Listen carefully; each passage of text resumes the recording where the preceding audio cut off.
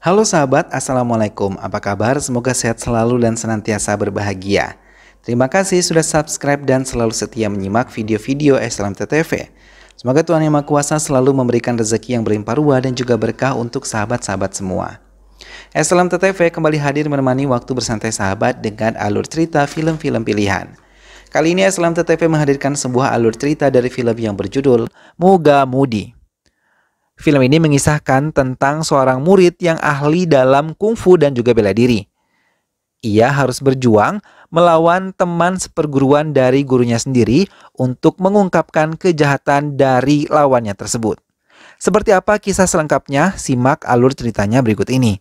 Dan tanpa perlu berlama lagi langsung saja kita simak, ini dia alur cerita filmnya.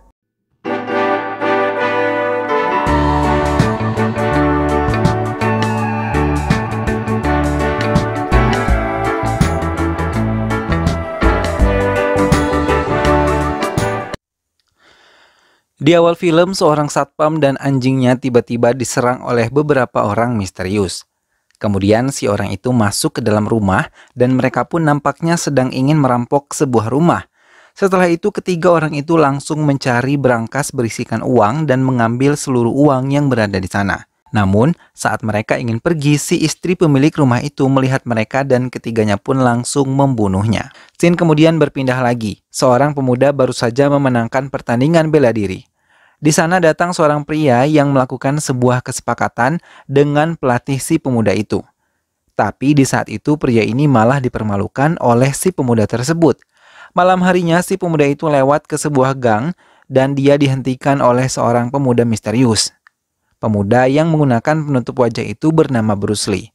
Di sana Lee dan pemuda itu langsung melakukan pertarungan 1 lawan 1. Rupanya Lee ini adalah seorang ahli karate yang sudah menguasai seluruh tingkatan dan dia juga berniat membalaskan perlakuan si pemuda itu karena telah mempermalukan tuannya. Karena pemuda ini bukan tandingannya Lee, alhasil dia pun menang dalam pertarungan itu. Saat di rumah, ayah Lee selalu marah kepadanya. Karena menurutnya Lee hanya berlatih karate terus tanpa memikirkan ekonomi keluarganya dan dia juga menganggap Lee sebagai anak-anak yang bodoh. Lee yang kesal pun memutuskan untuk pergi ke lantai 2 menemui kakeknya yang seorang jenius, karena dia mampu membuat berbagai macam robot. Di sana Lee curhat dengan kakeknya tentang mimpinya menjadi seperti Bruce Lee.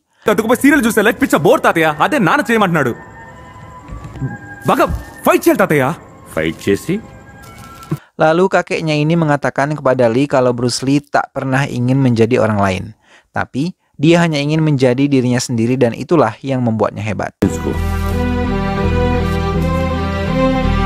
Keesokan harinya Lee datang ke tempat dirinya mengajar karate. Tapi sayangnya, dia kesulitan untuk membayar uang sewa yang membuat dirinya dan teman-temannya terancam diusir dari sana.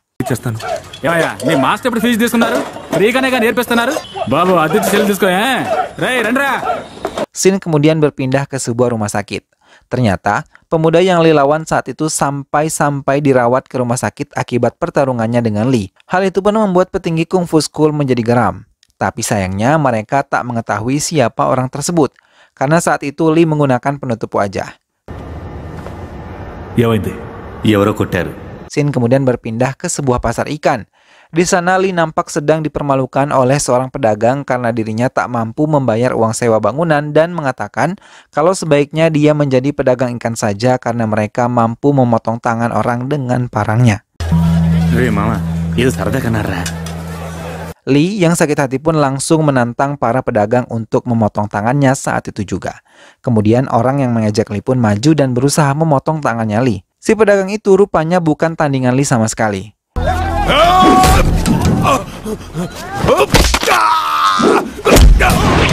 Di lain sisi, seorang wanita bernama Sakti berusaha menelpon polisi untuk menghentikan pertarungan itu. Tapi rupanya pedagang yang lain juga berusaha menghajar Lee. Tapi singkatnya Lee dapat dengan mudah mengalahkan para pedagang itu.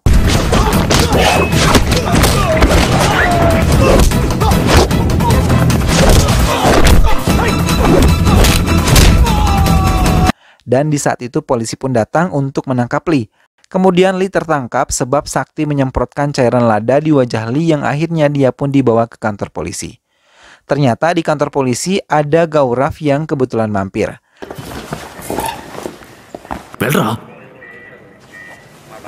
Saat itu juga Gaurav melepaskan Lee dan mengatakan kalau dia terjerat di kasus yang sama maka dia akan berada di balik jeruji besi. Setelah bebas, Lee malah berniat mendatangi kediaman Sakti yang merupakan anak Gaurav, seorang komisaris polisi.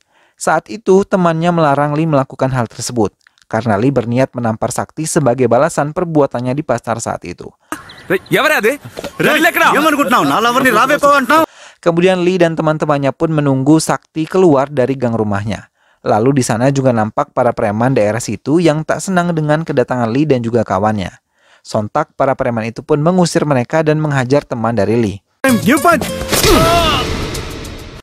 Di sisi lain, Sakti kebetulan lewat dan dia pun langsung memukuli Lee yang sedang menghajar para preman itu. Tapi di sana Lee malah terkesan akan kecantikan dari Sakti dan nampaknya Lee pun mulai jatuh cinta kepadanya. Di lain sisi, Gaurav sedang menceritakan rencananya ke depan. Namun malam harinya dia dibuat putus asa karena pembunuhan dan perampokan itu terus terjadi. Besoknya Lee datang ke tempat para preman itu. Di sana juga nampak ada Sakti dan temannya. Saat itu Lee meminta maaf kepada preman tersebut dan sebagai gantinya Lee meminta preman itu untuk memperbaiki motornya. College. Oh, he just finished his college. I see. Di waktu yang sama ayahnya Lee kebetulan lewat dan di saat itu juga dia menjelek-jelekkan anaknya karena dia melihat anaknya membawa motor milik temannya. Dia juga bingung mengapa mempunyai anak seperti Lee. Hal itu terdengar ke telinga Sakti dan Sakti pun langsung meludah. Lee pun menjadi sakit hati karena dirinya dipermalukan di depan Sakti. Dan di rumah dia meminta bantuan kepada kakek dan pamannya yang kebetulan adalah seorang penjahit kostum. ఇంకా చాలా ఉన్నాయి. చాలా ఆపు తాతయ్య, ఈ కాన్ఫ్లిక్ట్ తాతయ్య ఆ అమ్మాయి నన్ను ఇష్టపడుతుందా? తప్పకుండా. మార్కెట్లో హీరోయిజం చూపించింది మంచి కారణానికేగా. నువ్వు తాతయ్య కొంచెం హెల్ప్ చేయొచ్చుగా. రేయ్, ముందు నువ్వు ఎక్కడి నుంచి బయట. Lalu salah satu pamannya pun meminjamkan sebuah kostum untuknya. Di malam hari, Lee mendatangi kediaman Sakti dan memberikan sebuah balon berbentuk hati. Saat itu Sakti sama sekali tak mengenali bahwa itu adalah Lee. Lalu, Lee mengenalkan dirinya sebagai manusia bertopeng dan melakukan beberapa aksi. Tapi, karena Lee kurang hati-hati, dirinya pun terjatuh dan hal itu malah membuat Sakti tertawa. Lee pun menjadi senang melihat tawa Sakti dan dia pun memutuskan untuk pulang.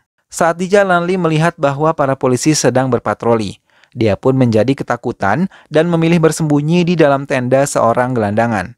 Di sana polisi itu kehilangan jejak Lee, dan di saat itu gadis kecil yang berada di sana menunjuk ke arah tong sampah yang kemudian polisi pun menyuruh orang yang berada di tong itu untuk menyerahkan diri.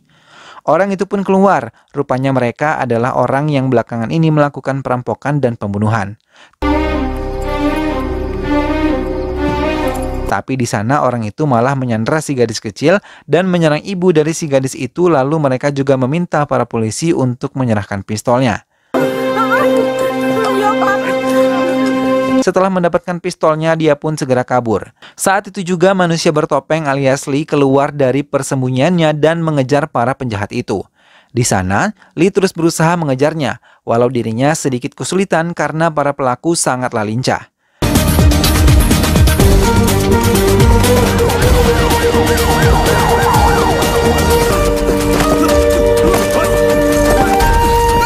Kemudian mereka berlari ke sebuah sekolah di mana Lee terlihat sangat kesulitan saat melawan seorang pelaku.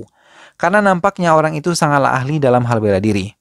Tapi bagaimanapun, Lee akhirnya bisa memojokkan salah satu pelaku dan membuat si pelaku itu tertangkap. Sementara pelaku yang lainnya memilih untuk melarikan diri. Keesokan harinya, berita tentang manusia bertopeng pun viral dan di saat itu Lee terlihat kalau dirinya sedang melakukan gerakan yang sama persis seperti yang dilakukan salah satu pelaku. Gurunya yang melihat gerakan itu tiba-tiba marah. Lee pun menjadi kebingungan akan sikap gurunya tersebut. Di lain sisi, para polisi terlihat sedang membawa si pelaku yang tertangkap itu ke ruang persidangan. Namun ketika para polisi sedang lengah, dia pun mendorong salah seorang dari mereka dan berusaha kabur dari para polisi. Tapi saat di luar, pelaku itu malah dibunuh sekelompok orang misterius yang kemudian pergi dari sana. Akibat dari kejadian tersebut, Gaurav pun dimarahi atasannya dan dua orang polisi yang menjadi rekannya pun dipecat dari jabatannya. Malam harinya, para penjahat itu menyelinap masuk ke rumah salah seorang polisi dan mereka pun membunuhnya.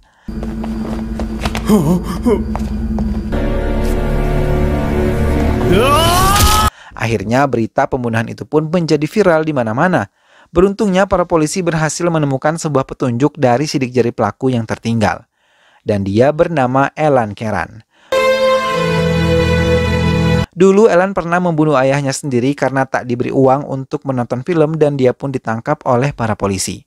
Di malam hari, kakeknya Lee sudah tahu kalau sebenarnya manusia bertopeng itu adalah Lee dan dia melarang Lee untuk tidak keluar rumah beberapa hari. Tapi Lee tetap ngeyel dan memilih untuk bertemu dengan pujaan hatinya. Bye, Lee, bye, bye, Lee. bye, bye. Di lain sisi, Gaurav tiba di rumahnya dan dia berniat mendatangi anaknya.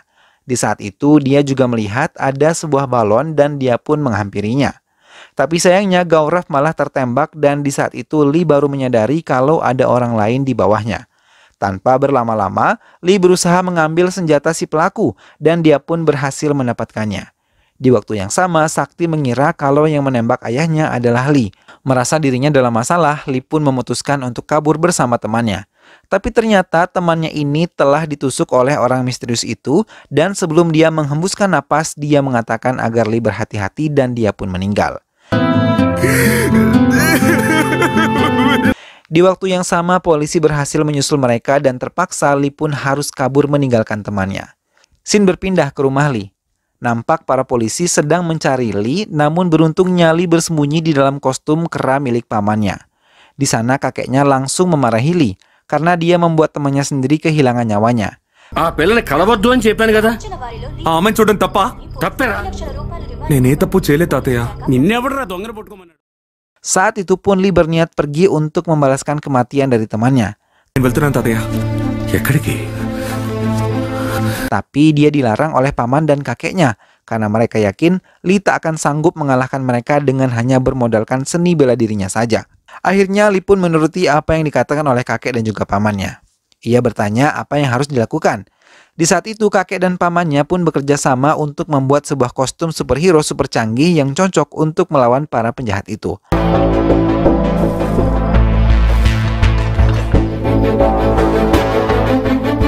Di lain sisi, para perampok itu beraksi lagi dan mereka kini rupanya berniat untuk menghabisi Gaurav di rumah sakit. Mereka mematikan sumber listrik di sana agar mereka dapat bergerak tanpa ketahuan. Kemudian mereka pun berencana untuk menyerang Gaurav dari berbagai arah dengan membagi tim. Di sisi lain nampak seorang dari mereka diculik dan penjahat yang lainnya pun kebingungan. Tapi mereka tiba-tiba dihajar oleh orang misterius yang ternyata orang itu adalah Lee, yang menggunakan kostum baru buatan kakek dan pamannya.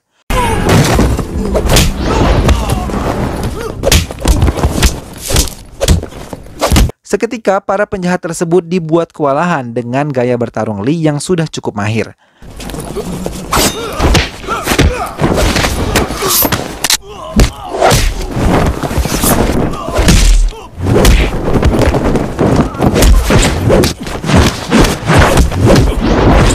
Lalu setelah Lee menghajar para penjahat itu, lampu di sana pun hidup dan para penjahat tadi memutuskan untuk kabur. Lee pun berusaha mengejar mereka, tapi dia dibuat terjatuh oleh salah satu pelaku. Setelah kejadian itu, Sakti dan adiknya memutuskan untuk pulang. Tapi sebelum pulang, adiknya memberitahu Sakti bahwa dia mengambil sebuah file yang terjatuh saat ayahnya tertembak. జాగ్రత్తగా పైకి లేపారా అప్పుడు నేను తాతయ్య file Di sana Sakti pun berniat memberikan file tersebut ke polisi, tapi dia berpikir lagi dan mengambil file itu kembali. Saat di rumah, Sakti terkejut akan kedatangan dari manusia bertopeng dan di sana Sakti berterima kasih karena dia telah melindungi ayah dan keluarganya. Dia pun berniat menciumnya, namun tiba-tiba seorang inspektur polisi datang dan menanyai perihal file yang Sakti temukan di kantor polisi. Di saat itu Lee keluar dari dalam kamar Sakti dan kabur bersama dengan file tersebut.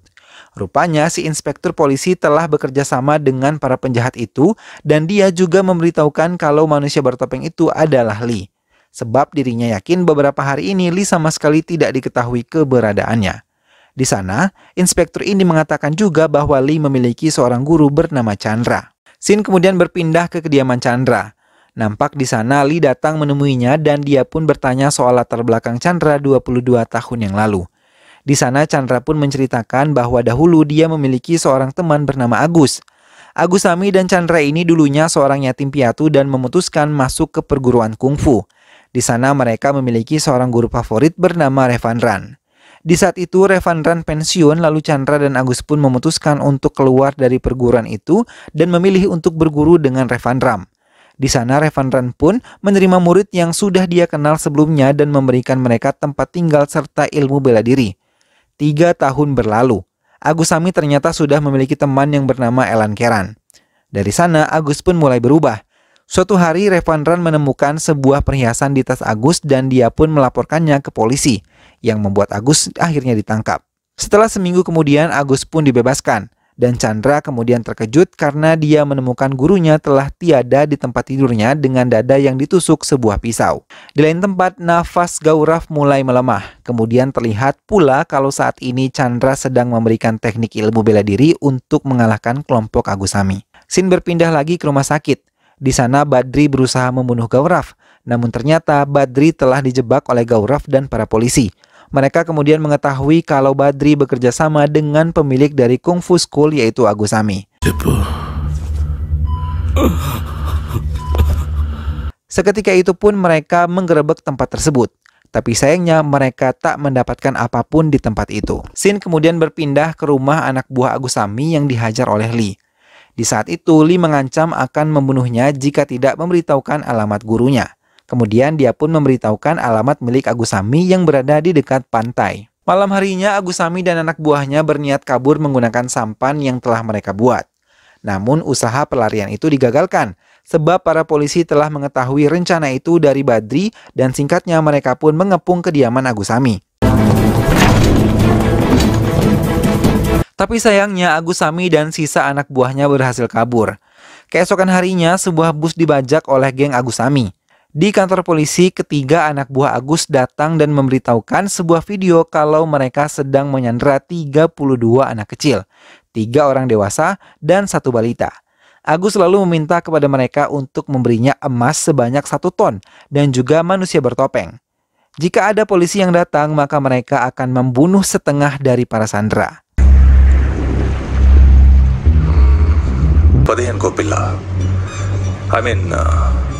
Malam harinya, Lee yang sudah mengetahui penyanderaan tersebut melalui televisi pun segera datang ke kantor polisi di sana dan Gaurav menceritakan semuanya, kemudian Lee pun bersedia membantunya.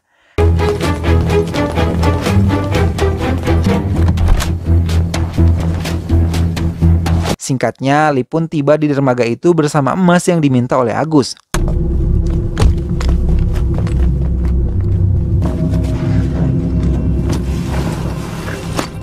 Kemudian anak buah dari Agus pun memborgolnya dan mengantarkan Lee ke tempat rekannya berada. Di lain sisi, ternyata Lee telah bekerja sama dengan kakek dan pamannya untuk menyelamatkan para sandera dan kakeknya pun berhasil melumpuhkan 2 orang anak buah dari Agus Sami. Kembali ke tempat Lee. Kini dia pun bertemu dengan salah satu tangan kanan Agus dan di saat itu anak buah Agus yang lainnya mengatakan kalau 2 orang rekannya dinyatakan hilang kontak. Pria pun marah dan berniat membunuh Lee saat itu juga. Namun Lee berhasil membalikkan keadaan walau dengan tangan yang terikat, Lee mampu membuat pria tersebut bergelantungan di sebuah tali. Sementara itu, anak buah Agus pun berusaha menghabisi Lee, tapi seorang supir bus yang bernama Ramesh tidak tinggal diam. Dia pun menyelamatkan Lee dengan pistol milik Agus yang terjatuh walau pada akhirnya dia pun ikut tewas akibat terkena tembakan peluru. Di saat itu, pria tadi nampaknya berhasil melompat ke mobil yang berada di bawahnya. Dan ternyata di mobil itu ada para anak kecil yang mulai ketakutan karena tali yang menggantung mobil itu ingin dipotong oleh Agus Sami. Di waktu yang bersamaan pula, Lee berhasil lepas dan dia pun melompat ke mobil itu lalu menghajar anak buah Agus Sami tersebut hingga pingsan.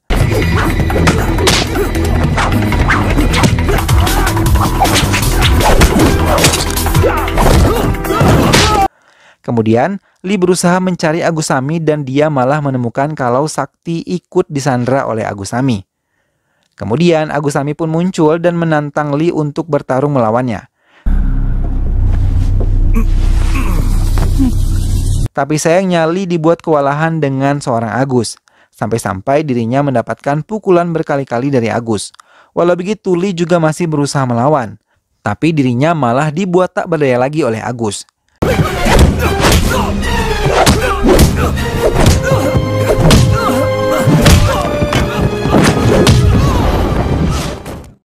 Di saat itu, Agus pun membuka topeng Lee di depan Sakti, yang membuatnya terkejut bahwa selama ini Lee lah manusia bertopeng itu. Tapi ketika Agus lengah, dia pun bersembunyi. Namun Agus berhasil mengejarnya, dan di sana Lee menggunakan teknik yang diajarkan oleh gurunya, dan dalam sekejap waktu, dia pun berhasil membuat Agus terjatuh dari ketinggian dan menghantam baja.